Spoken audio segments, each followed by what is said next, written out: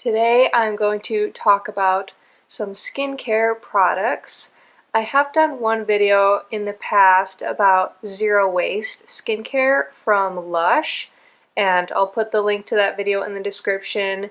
To be honest, a lot of the products that I talked about in that video didn't really work how I hoped, and I've yet to find other zero waste products that have worked for me. In today's video, I'm going to be talking about cruelty-free and vegan skincare that I like and use frequently and would recommend, but I'm still kind of looking into skincare options that are vegan, cruelty-free, and lower waste as well, since some of these are in glass packaging and some of them are plastic. The first thing that I'm going to show and talk about is actually a Lush product to remove my makeup, because I'm just currently working through this bar, which is called the Sleepy Face Bar, and you rub it all over your face to remove makeup, and it leaves a very thick layer of residue on your face that is, in my opinion, difficult to remove. So I'm not sure how much I would recommend that product as a makeup removing cleanser.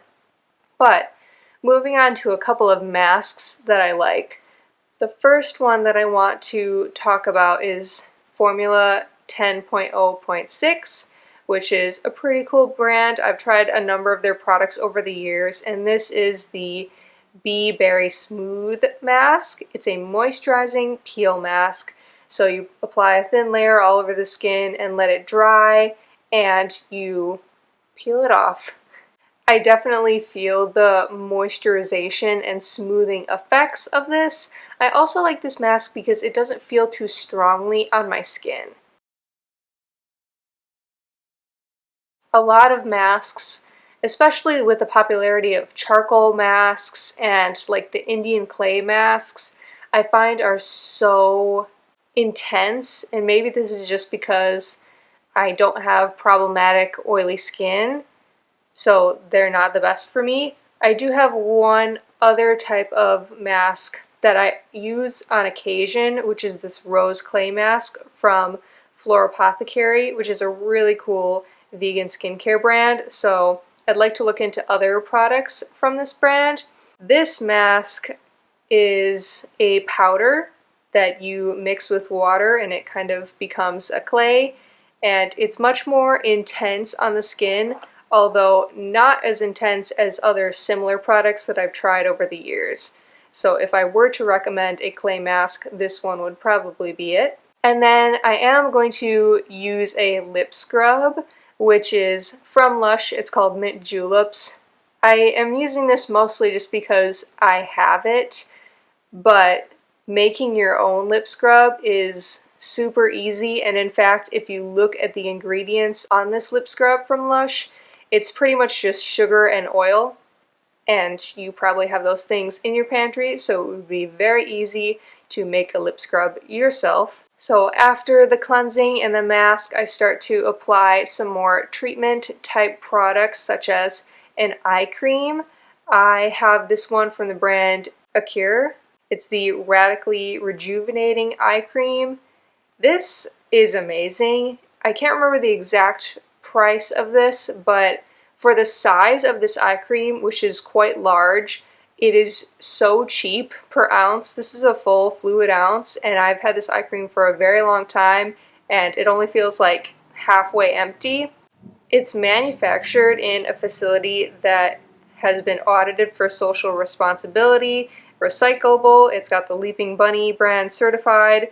It's manufactured for Better Planet brands. Just this whole company. I know that this is technically, plastic, and maybe it would be better to find a zero waste choice, but I am a big fan of this brand and of this eye cream. It feels very moisturizing and rejuvenating around the eye area, especially after having makeup removed and skin cleansed, so I would definitely recommend. I don't use a lot of serums too often, but one that I do like is from The Ordinary. This is the Granactive Retinoid 2% Emulsion. I went onto their website and looked into all of their different serums, and they have a really good explanation of which products would work for your skin concerns. And this one, I believe, is supposed to be best suited for a dry skin and preventative aging measures to kind of combat wrinkles and such, which typically afflict dry skin more than oily skin. This is a nice glass bottle with a dropper, and you only have to use a very small amount to rub this into your skin. And while serums aren't usually the type of thing where you see immediate results, I also think this is a great value for how much you get in this bottle. Serums can be super expensive, and I think that The Ordinary is a company offering very affordable prices for good products. And next up, I have a moisturizer. This is actually just a sample size that I'm working through right now. I'll plan to potentially buy the full size when I'm done with this, but this is the Youth to the People Adaptogen Moisture Cream.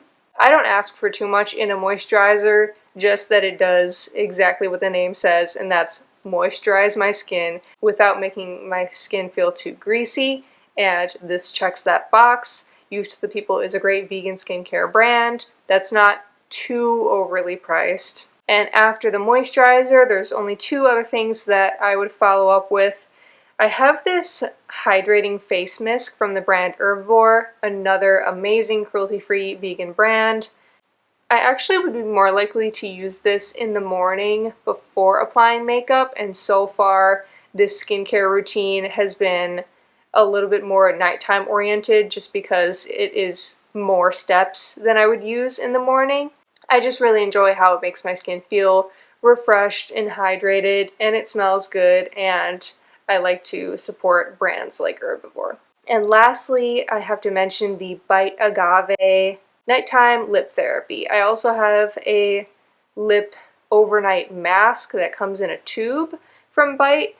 They actually recently, I think within the past year or so, reformulated all of their products to be vegan, which is amazing because I think that these used to have a product from bees in it. I don't know if it was honey or beeswax or something else, but this lip mask is so thick and rich, and I have a dry lip problem. And I absolutely love putting this on at nighttime or even as I'm getting ready doing my makeup in the morning. This is one of the best lip products I've ever used. This really surprised me because I've used many different hydrating lip products over the years, and most of them I have felt neither here nor there about. They were just fine but not good enough to repurchase, and finding this from what is now a cruelty-free vegan brand, and it's such a good product, I'm really excited about this because it makes my lips feel amazing. And that is all of the skincare products I wanted to talk about in today's video. Hopefully I showed some products that maybe you haven't heard of and you might be on the market for some cruelty-free vegan skincare brands. These are all great options that I would recommend. Hope you enjoyed this video, and thanks for watching.